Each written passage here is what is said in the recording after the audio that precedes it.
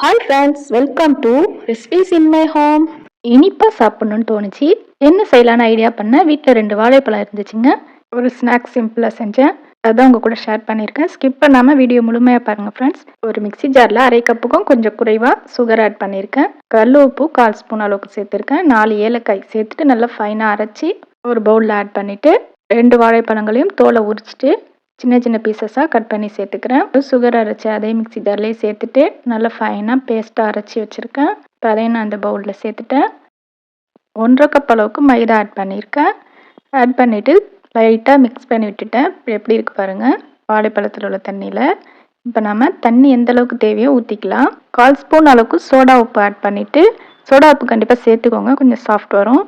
அப்புறம் லைட்டாக தண்ணி தெளித்து மிக்ஸ் பண்ணிக்கணும். சாஃப்டாக மிக்ஸ் பண்ணிக்கோங்க. மிக்ஸ் பண்ண பிறகு மூடி போட்டு ஒரு 2 மணி நேரத்துக்கு பிறகு இப்போ நான் சுட ஆரம்பிச்சிருக்கேன். பாருங்கள், சின்ன சின்னதாக கையாலே தான் நான் செஞ்சு விட்டுருக்கேன்.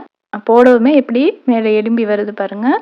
நல்லா நீங்கள் எவ்வளவு நேரம் ஊற விடுறீங்களோ அந்தளவுக்கு நல்லாயிருக்கும். ஒன் சைடு வெந்த பிறகு திருப்பி விட்டுக்கிறேன்.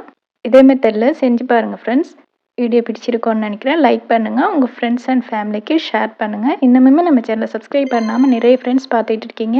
சப்ஸ்கிரைப் பண்ணிவிட்டு பாருங்கள் ஃப்ரெண்ட்ஸ். 90 கிட்ஸ் ஃபேவரட்டான ஆல்பன் டேஸ்ட்டில் ரொம்ப அருமையாக ரொம்ப சூப்பராக இருந்துச்சுங்க. நல்ல இனிப்பு. தேங்க்ஸ் ஃபார் வாட்சிங் ஃப்ரெண்ட்ஸ்.